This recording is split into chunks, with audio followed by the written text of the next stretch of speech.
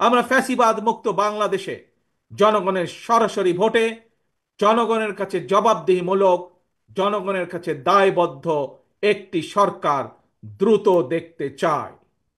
অন্তর্বর্তীকালীন সরকারের প্রতি আহ্বান, আগামী ডিসেম্বরের মধ্যেই জাতীয় নির্বাচন অনুষ্ঠিত হতে হবে। আবারও আমরা বলতে চাই, আগামী ডিসেম্বরের মধ্যেও জাতীয় নির্বাচন অনুষ্ঠিত হবে। বিএনপির আগামী দিনের রাজনীতি নিরাপদ কর্মপরিবেশ এবং নতুন কর্মসংস্থান সৃষ্টির রাজনীতি, আর কথামালার রাজনীতি নয়।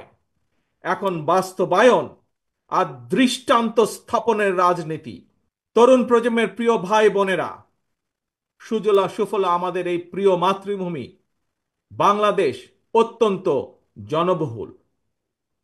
তবে আমরা যদি ডেমোগ্রাফিক ডিভিডেন্ড বিবেচনায় নেই, তাহলে আমরা দেখতে পাব দেশের এই বহুল জনসংখ্যাকে যদি জনসম্পদে রূপান্তর করতে পারি, তাহলে এই জনসংখ্যাই হতে পারে দেশের উন্নয়নের সবচেয়ে বড় নিয়ামক।